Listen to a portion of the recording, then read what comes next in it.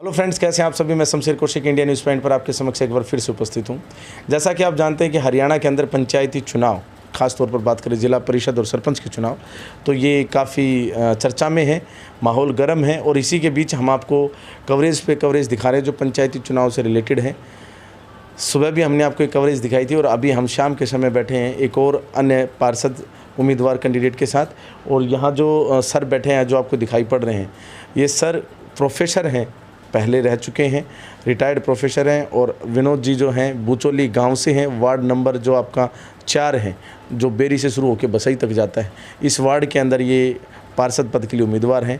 इनसे चर्चा करेंगे और विशेष बात ये है कि इनसे चर्चा करेंगे पंचायती राज के बारे में भी, क्योंकि काफ़ी अनुभव इन्होंने लिया है जब इन्होंने अपना इस क्षेत्र के अंदर काम किया, जो प्रोफेसर रहते हैं। और उसके बाद ये जिला लेवल पर भी इन्होंने BDP ब्लॉक वगैरह में काम किया। इनसे जानेंगे कहाँ कहाँ कैसे कैसे काम किया, काफ़ी अच्छी नॉलेज है इनको, इनसे बातचीत करेंगे। आप बने रहिए हमारे साथ इंडिया न्यूज़ पॉइंट पर।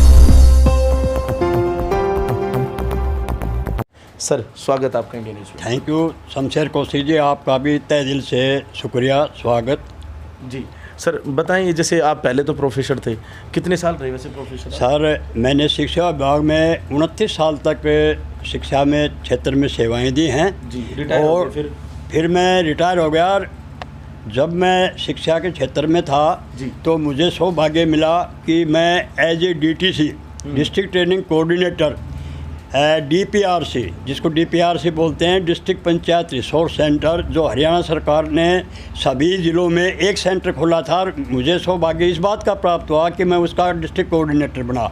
और इस कोऑर्डिनेटर रहते हुए मैंने पंचायती राज के पहलुओं के बारे में, उनके एस्पेक्ट्स के बारे में बहुत बारीकी से मैंने समझा भी। और मैंने अपना एज ए मास्टर ट्रेनर उनको ट्रेनिंग भी दी हैं। अच्छा, तो इसके बारे में मैं शमशेर जी आपसे बताऊं कि मैं भरी आप है ना हमारी ऑडियंस को ज़रूर ही बताएं ये बात कि आपने वहाँ पर क्या अनुभव गेन किया, उस अनुभव को साझा करें हमारे दर्शकों के साथ। Okay sir. शमशेर जी, पंचायती राज के बारे में मैं सिर्फ आपको शुरुआती दौर में लेकर के चलूँ तो ये बहुत पुराने ज़माने से, बहुत प्राचीन काल से जो ना ये व्यवस्थाएँ बनी आई हुई हैं। लेकिन इसके जो जनक थे वो बलवंत राय मेहता जी थे, जिसको जो है मेहता कमेटी के नाम से भी जानते हैं, जो 1957 में ये कमेटी बनी थी। और 1959 में हमारा पहला ग्राम पंचायत आम चुनाव हुआ था। जैसा कि हरियाणा सरकार की बात है, 93 में यानी कि 1993 में संविधान संशोधन के 73 और 74वें संशोधन के द्वारा हमारा ये एक्ट लागू हुआ और तब से पंचायतें विधिवत रूप से काम करने लगी, जिसमें त्रिस्तरीय पंचायती राज व्यवस्था को संवैधानिक दर्जा प्राप्त हुआ, जिसमें ग्राम पंचायत, पंचायत समिति और जिला परिषद, इन तीनों का गठन हुआ। और इन तीनों ने विधिवत रूप से अपना काम शुरू कर दिया। ये हमारी 11वीं जो अनुसूची है उसके तहत ये आते हैं। जहाँ तक आपने पूछा कि अनुभव की बात, उसके एक्सपीरियंसेस की बात, शमशेर जी मैं आपको एक बताता हूँ कि ग्रामीण क्षेत्र में मैं रहते हुए मैंने बहुत सी ऐसी बातें अपने दिमाग में बैठाई हुई हैं। और जब उनको याद करता हूँ कि देखो कि भारत सरकार और एज वेल एज हरियाणा सरकार जो है हर स्टेट में और सेंटर में भी इनके अलग अलग जो वित्तीय सहायताएं हैं वो प्रदान की जाती हैं। लेकिन दुर्भाग्य की बात यह है कि हमारी जो पंचायत राज इंस्टीट्यूशंस हैं उनको ये भली भांति जो है इनको एग्जीक्यूट नहीं कर पाती, उनका क्रियान्वयन नहीं कर पाती। तो इसमें बड़ी समस्या आती है। तो इस बात के ऊपर मैं कौशिक सर आपसे एक बात शेयर करना चाहूँगा कि ये ठीक है, चुनाव हम लड़ रहे हैं, लेकिन इसके साथ साथ मैं ये बातें आम जन तक पहुंचाना चाहता हूं, आम लोगों तक पहुंचाना चाहता हूं। ग्रामीण परिवेश में दूर तक सुदूर तक बैठा हुआ व्यक्ति है, उस तक मैं ये बात पहुंचाना चाहता हूं। अगर आप पंचायती राज इंस्टीट्यूशन के एक रिप्रेजेंटेटिव बनते हैं तो आपको और क्या करना है और लोगों की क्या अपेक्षाएं हैं, हम उनको किस तरह से जो है उनको ये चीज़ें प्रदान कर सकते हैं। बहुत ज़्यादा अब सुनने में आता है कि फलां ग्राम पंचायत में फलां व्यक्ति ने ऐसा कहा है कि मैं 30 लाख रुपए 5 साल में मैं अपनी जेब से जो ना ग्राम के विकास कार्यों के लिए उसमें अपना अर्पित करूंगा। लेकिन ये अच्छी बात नहीं है। हमारे पास बहुत संसाधन है, बहुत रिसोर्सेज हैं जो कि केंद्र सरकार और स्टेट गवर्नमेंट समय समय पर ये व्यवस्थाएं देती रहती हैं। तो उनके बारे में मैं आप थोड़ी सी चर्चा करना चाहता हूं कि जो हमारी पंचायतें हैं उनको उनके जो सब्जेक्ट्स हैं वो 29 सब्जेक्ट्स हैं, सूची हैं उनकी, जो आप कह सकते हैं कि 29 सूचियाँ हैं, जिनको लेकर के हम जिला परिषद से लेकर के और ग्राम पंचायत स्तर के ऊपर वो अधिकार केंद्र सरकार ने और राज्य सरकार ने हमें दिए हुए हैं कि ये जो कार्य हैं इनके ऊपर हम विस्तार से गांव की जो है कायाकल्प कर सकते हैं। हम बहुत ज़्यादा पैसा हमें अपनी जेब से खर्चने की आवश्यकता नहीं है। हमें आवश्यकता है हमारी जीपीडीपी बनाने की, ग्राम पंचायत डेवलपमेंट प्रोग्राम बनाने की। हमें आवश्यकता है जो हमारी जिला परिषद है, GPZ जिसको बोलते हैं जिला परिषद जो है DP डेवलपमेंट प्रोग्राम, वो करने की हमें आवश्यकता है। तो उसका भी एक तरीका है कि हमारे सब्जेक्ट जैसे उसमें कृषि आता है, शिक्षा आता है, ग्राम विकास आता है, ग्राम उद्योग आता है, हमारा स्वास्थ्य आता है, सामाजिक जो हमारी गतिविधियां हैं, जो एक्टिविटीज़ हैं, सोशल एक्टिविटीज़, वो भी इसमें आती हैं। और उसके बाद हमारा समाज कल्याण से जुड़े हुए बहुत से ऐसे कार्य हैं जिनका हम जो न क्रियान्वयन करके, जिनको एग्जीक्यूट करके हम बहुत ज़्यादा अपने ग्रामीण परिवेश में अपने लोगों को ग्राम स्तर पर, जैसे शहरी विकास में नगर परिषद और नगर पालिकाएँ अपने शहरों का विकास करती हैं, उसी तरह से हम अपने गाँवों का विकास कर सकते हैं इन 29 विषयों पर। तो हाँ सर, तो आप तो काफ़ी मतलब अनुभवी इस क्षेत्र से हैं सर। ये मैंने अपने इस 2 साल के जो मेरा डेपुटेशन था उसके दौरान मैंने नीलोखेड़ी करनाल में रहते हुए मैंने बहुत से अनेकों ट्रेनिंग वहाँ मैंने खुद लिए हैं। और मैंने अपने जो विभाग के लोग हैं उनको भी, हमने जो अलग अलग विभाग के लोग हैं उनको ये सारी चीज़ें मैंने दी हैं। बहुत अच्छी बात है। तो अभी जैसे यहाँ अब वार्ड नंबर 4 की अगर बातचीत करें तो इसमें आप जा रहे होंगे, लोगों से मिल रहे होंगे, किस प्रकार का समर्थन मिल रहा है? जैसा कि शमशेर जी आपने मेरे से बहुत अच्छा सवाल किया कि मेरी जो पंचायत जो जिला परिषद है वो उसमें लगभग 18-19 गांव आते हैं, जो कि बसई से लेकर के लास्ट में इधर बेरी तक जो है ना ये गांव पड़ते हैं। और जिस गांव में भी मैं गया हूँ, मेरी धर्मपत्नी श्रीमती धनवंती देवी गई हैं, इनके साथ जितने भी महिलाएं गई हैं और जो मेरे साथ लोग गए हैं, ग्रामीण लोग गए हैं, मुझे भरपूर स्नेह, वात्सल्य, प्रेम इतना मिला हुआ है कि आप शिक्षा से जुड़े हुए हैं।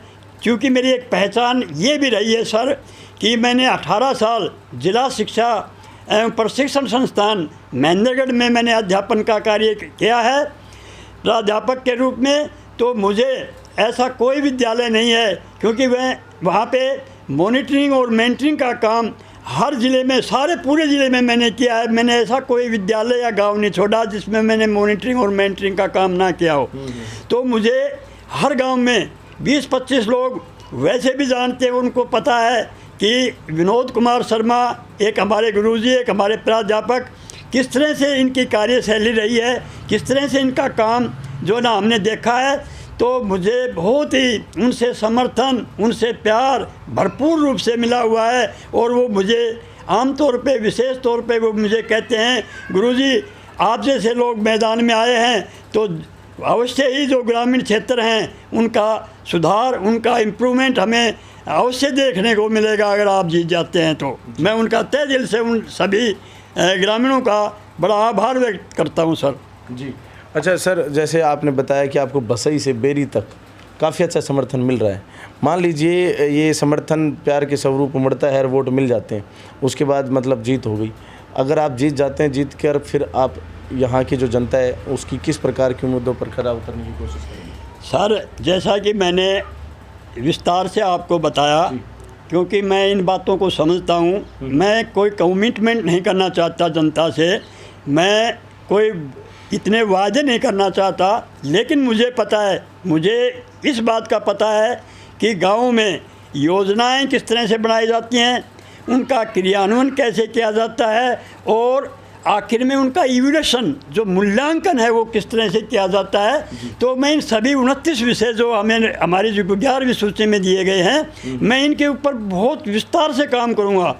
उदाहरण के रूप में मैं आपको बताना चाहता हूं, शमशेर कौशिक जी, आप बड़े वरिष्ठ पत्रकार हैं और आप एक खोजी पत्रकार हैं, तो मैं आपको बताना चाहता हूं कि हमारी जो कार्यशैली रहेगी वो इस तरह की रहेगी कि हमारा जो लाइन डिपार्टमेंट है, लाइन डिपार्टमेंट हर एक व्यक्ति नहीं समझता, तो मैं इसको इजी वे में बता देता हूँ कि जो डिपार्टमेंट ऑफ पंचायती राज है उसके अधिकारी एक गांव में जाते हैं, और जो ये लाइन डिपार्टमेंट के लोग हैं, जैसे कोई बिजली विभाग है, जैसे कोई समाज कल्याण विभाग है, आपका शिक्षा का विभाग है, आपका बिजली का विभाग है, स्वास्थ्य का विभाग है, ये सभी ऑफिसर्स वहाँ मौके पे आते हैं।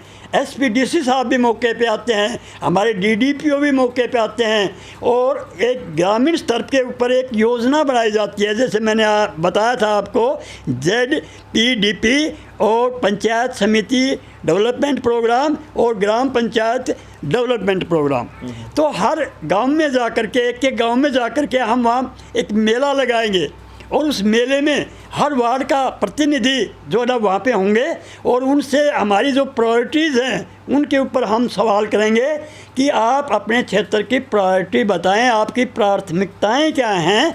उन विषयों को लेकर के हम मौके पर ही उनका समाधान, निपटान और कार्यान्वयन इसलिए करेंगे कि एक योजना बनाएंगे, हम प्लानिंग बनाएंगे, और उस प्लानिंग के तहत जैसे गांव का सेक्रेटरी होता है हमारा, उसको कहेंगे कि आप सारा का सारा जो ये प्रस्ताव है इनको आप अभी जो ना आप इस प्रस्ताव को बनाइए, और उसके ऊपर जो संबंधित अधिकारी होते हैं जो अपनी ये बताते हैं कि हाँ हम फला काम में हमारा डिपार्टमेंट का ये कोऑपरेशन रहेगा, ये सहयोग रहेगा, तो उसी क्षण हम वो जो है प्रस्ताव में लिखाते हैं, और आने वाले समय में उसको एग्जीक्यूट करवाने का पूरा काम ऐसा करवाएंगे कि जिससे जनता का, आम जनता का, हर जनता का भला होगा, कोई किसी के साथ डिस्क्रिमिनेशन या भेदभाव नहीं होगा। ऐसा काम करने की कोशिश हम करेंगे सर।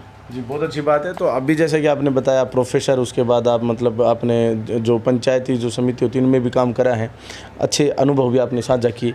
उसके बाद जैसे आपने अब ये भी बता दिया कि प्रेम भी बहुत मिल रहा है वार्ड वासियों का, और अब आपने बता दिया कि अगर जी जाते तो क्या करेंगे। लेकिन विशेष बात यह है कि यहाँ पर वार्ड नंबर 4 है, वार्ड नंबर 4 के अंदर महिला सीट है, तो महिला सीट के हिसाब से यहाँ जो मेन जो कैंडिडेट है वो बैठी हैं, उनसे करते हैं मुलाकात। आपका बहुत बहुत धन्यवाद जी। Thank you sir, thank you ji, thank you. यहाँ पर बैठी हैं इनकी जो श्रीमती जी हैं, इनसे हम बातचीत करते हैं। नमस्कार जी। नमस्कार जी। ये जैसे सर तो काफ़ी एक्टिव हैं पंचायती इन सब विषयों में, इनका एक मन होगा, लेकिन आप मतलब राजनीति में क्यों आए खास तौर पे? जी सर जी की वजह से आई हूँ। वो तो स्वाभाविक दिख रहा है। हाँ, ये लेके आए मेरे को मैदान में। हाँ, और इनकी वजह से मैं, हाँ मतलब महिला सीट है इस वजह हाँ से। जी, हाँ जी। तो अब आप भी आ गए हैं, तो आप हाँ किस जी। प्रकार से देखते हैं यहाँ की राजनीतिक और सामाजिक जो भी गतिविधियाँ इनको? हाँ जी, बहुत अच्छा है। आप और भी जाते हैं हाँ वोट के जी, लिए हाँ जाते होंगे? जाती हूँ जी। कैसा महिलाओं समर्थन मिल का रहा है? बहुत अच्छा समर्थन मिल रहा है, बहुत खुश हैं सब। अच्छा, हाँ, तो पूरा आप भी समर्थन पढ़ी है। लिखी हैं, हाँ जी। और क्या उम्मीद करते हैं कि किस प्रकार से मतलब कि जो अपने वार्ड वासी हैं उनका आगे जो है मतलब कि आप साथ निभाएंगे, किस प्रकार से सहयोग करेंगे? जी, महिलाओं की मैं बहुत साथ दूंगी, अच्छे से उनकी मदद करूंगी।